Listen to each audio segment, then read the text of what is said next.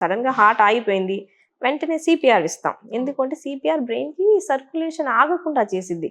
మనం హార్ట్ ని స్టార్ట్ చేసాము, బట్ బ్రెయిన్ కి ఇంతసేపు సర్క్యులేషన్ అందలేదు అనుకోండి, యూజ్ లేదు. హార్ట్ స్టార్ట్ అయింది, బాడీ సర్వైవ్ అయింది, కానీ బ్రెయిన్ డెడ్ అయిపోద్ది ఫ్యూ మినిట్స్ లోనే. బ్రెయిన్ డెడ్ పేషెంట్స్ చాలాసార్లు బయటికి రాకపోవచ్చు, ఇంకా యాక్సిడెంట్స్ లో ఇట్లాంటి వాటిలో కూడా చూస్తాం కదా. ఒకసారి బ్రెయిన్ డెడ్ అయిందంటే ఇక మళ్ళీ రీయాక్టివేట్ చేసే ఛాన్సే లేదు ఇక. లేదు. ఆ బ్రెయిన్ డెడ్ అయినప్పుడు ఇంకా న్యూరాలజిస్టులు అందరు కలిసి డిక్లేర్ చేయాలి ఇది ఖచ్చితంగా వెనక్కి రాదు అని. అప్పుడు ఆర్గన్ డొనేషన్ కి చెప్తాం అనమాట.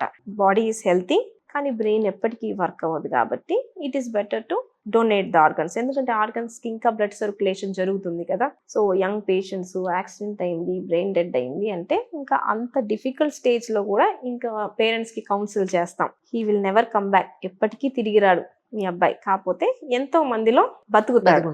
కార్నియాస్, కిడ్నీస్, లివరు, హార్ట్ అన్ని మనం చాలా మందికి, ఎంతో మందికి లైఫ్ ఇవ్వచ్చు అనమాట. సో ఆ టైంలో పేరెంట్స్ కి ఇది చెప్పాలి, బయటికి రాడు అని, మళ్ళీ ఈ డెసిషన్ కూడా తీసుకోవాలి.